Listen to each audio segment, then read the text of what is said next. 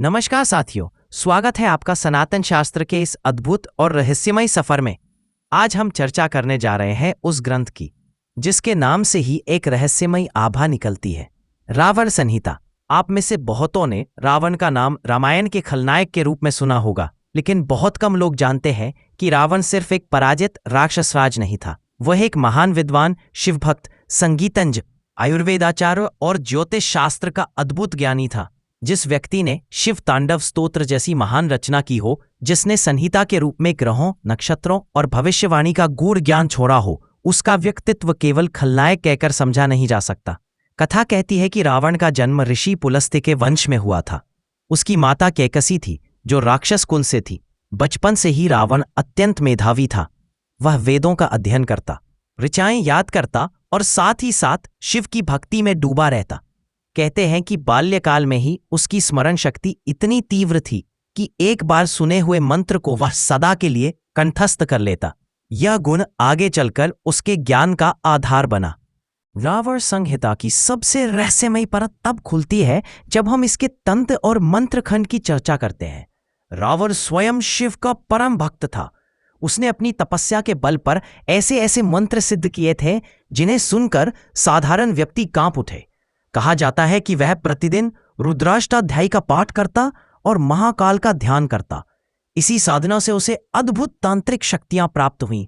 संहिता में ऐसे मंत्रों का उल्लेख मिलता है जिनके बारे में कहा जाता है कि अगर उन्हें सच्चे मन से साध लिया जाए तो व्यक्ति अदृश्य भी हो सकता है। अब सोचिए, हजारों साल पहले ऐसा ज्ञान लिखा गया हो तो उसमें कितनी गहराई होगी। किंवदंती यह भी है कि रावण ने मृत संजीवनी विद्या का रहस्य इसी संहिता में दर्ज किया था। आप सब ने सुना होगा कि लक्ष्मण मूर्छित हो गए थे और हनुमान संजीवनी बूटी लेने गए। बहुत कम लोग जानते हैं कि इस औषधि का पूरा ज्ञान रावण को था। संहिता में यह उल्लेख है कि कौन सी जड़ी किस चंद्रमा की स्थिति में, किस ऋतु में तोड़ी जाए तो वह प्राणदायक सिद्ध होती है। यदि यह ज्ञान आज पूरी तरह हमारे पास होता तो शायद आयुर्विज्ञान में क्रांति आ जाती। अब सोचिए, रामायण का वही रावण जिसे हम 10 सिरों वाला दैत्य कहते हैं, वास्तव में 10 दिशाओं के ज्ञान में पारंगत था। यही कारण है कि उसके 10 सिर ज्ञान के प्रतीक कहे जाते हैं। एक एक सिर वेद, शास्त्र, पुराण, तंत्र और संगीत का प्रतीक माना गया। यही व्यक्ति आगे चलकर रावण संहिता जैसा गुप्त और विलक्षण ग्रंथ रचता है। कहते हैं कि हिमालय की गुफाओं में रावण ने कठोर तपस्या की। कई वर्षों तक केवल वायु और जल पर जीवित रहकर उसने भगवान शंकर को प्रसन्न किया। प्रसन्न होकर भगवान ने उसे वरदान दिया कि उसे अद्वितीय तांत्रिक और ज्योतिषीय ज्ञान प्राप्त होगा। इसी वरदान से प्रेरित होकर रावण ने एक ऐसा ग्रंथ लिखा जो आने वाले युगों तक रहस्य का विषय बना रहेगा। यही ग्रंथ है रावण संहिता। इस संहिता में केवल ग्रह नक्षत्रों की स्थिति ही नहीं बताई गई, बल्कि यह भी कहा गया है कि जब अमुक नक्षत्र किसी घर की छत पर दिखाई दे और व्यक्ति को उस समय छींक आए तो इसका क्या अर्थ है। उदाहरण के लिए, अगर किसी यात्रा पर निकलते समय घर से बाहर कदम रखते ही सामने से कोई गाय दिख जाए तो इसे शुभ माना जाता है। लेकिन अगर उसी क्षण कोई काला कौआ सिर के ऊपर से उड़कर जाए तो इसका अर्थ अनिष्ट हो सकता है। ऐसे अनगिनत संकेत रावण संहिता में दर्ज है जिन्हें जानकर व्यक्ति अपना भविष्य भाप सकता है। लेकिन साथियों, रावण संहिता केवल ज्योतिष तक सीमित नहीं है, तंत्र और मंत्र का भी गहन वर्णन है। कहते हैं कि इस ग्रंथ में वशीकरण और आकर्षण की विधियां दी गई है। कल्पना कीजिए, हजारों साल पहले लिखा गया एक ऐसा ग्रंथ जिसमें यह बताया गया हो कि अगर अमुक मंत्र को इतने समय तक जप लिया जाए तो सामने वाला व्यक्ति आपकी ओर आकर्षित हो जाएगा। लेकिन यहाँ सबसे बड़ा रहस्य यह है कि इन प्रयोगों का उपयोग केवल वही कर सकता है जिसके पास अद्भुत संयम और तपस्या की शक्ति हो, अन्यथा उल्टा असर हो सकता है। यही कारण है कि विद्वान कहते हैं रावण संहिता को बिना गुरु के पढ़ना, बिना साधना के समझना, अपने पैरों पर कुल्हाड़ी मारने जैसा है। इसमें औषधियों का भी अद्भुत ज्ञान मिलता है। रावण को आयुर्वेद का आचार्य कहा गया है। संहिता में ऐसी जड़ा बूटियों का उल्लेख है जो आज के आधुनिक विज्ञान में भी शोध का विषय बनी हुई है। उदाहरण के लिए, इसमें लिखा कि यदि संज्ञावर्धक नामक एक विशेष जड़ी को शहद के साथ सेवन किया जाए तो मृतप्राय व्यक्ति में भी प्राणों की लौ जगाई जा सकती है। यह बात सुनकर शायद आपको लगता हो कि यह केवल कल्पना होगी, पर आयुर्वेद के विद्वान आज भी मानते हैं कि हिमालय की गहराइयों में ऐसी वनस्पतियां मौजूद हैं जिनकी शक्ति अविश्वसनीय है। अब सबसे रोचक पहलू, भविष्यवाणी। रावण संहिता में लिखा है कि अगर किसी व्यक्ति के माथे पर अचानक पसीना आ जाए जबकि मौसम ठंडा हो तो यह किसी बड़े संकट का संकेत है। अगर दाएं हाथ की हथेली अचानक फड़कने लगे तो यह धन लाभ का सूचक है।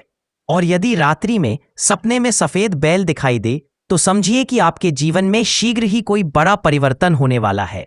इस तरह के अनेकों संकेत, शास्त्र के रहस्य इसमें समाये हुए हैं। संहिता में लिखा है कि अगर किसी की हथेली में जीवन रेखा गहरी और लंबी है तो वह दीर्घायु होगा। अगर हृदय रेखा बीच में टूट जाए तो संबंधों में कष्ट आएगा। और अगर माथे पर 3 सीधी रेखाएं हों तो वह व्यक्ति आध्यात्मिकता में आगे बढ़ेगा। शकुन शास्त्र के अनुसार अगर सुबह घर से निकलते समय गाय और बछड़ा दिख जाए तो यह शुभ है, लेकिन अगर रास्ता बिल्ली काट दे तो यह बाधा का संकेत है। लेकिन जितना महान यह ज्ञान है उतना ही खतरनाक भी। संहिता के कई हिस्सों में यह चेतावनी दी गई है कि यह ज्ञान केवल योग्य और संयमी साधक के लिए है। अगर कोई इसे लोभ या क्रोध में फंसकर उपयोग करेगा तो वह स्वयं अपने विनाश का कारण बनेगा। इसका सबसे बड़ा उदाहरण स्वयं रावण है। अपार ज्ञान और शक्ति होते हुए भी उसने अहंकारवश सीता का हरण किया और विनाश का मार्ग चुना। लेकिन दोस्तों, सवाल ये उठता है कि आज इस संहिता की स्थिति क्या है? क्या हमारे पास असली रावण संहिता मौजूद है? विद्वानों का मानना है कि मूल ग्रंथ अब कहीं खो चुका है। जो संस्करण आज रावण संहिता के नाम से मिलते हैं वे आंशिक या पुनर्लिखित हो सकते हैं।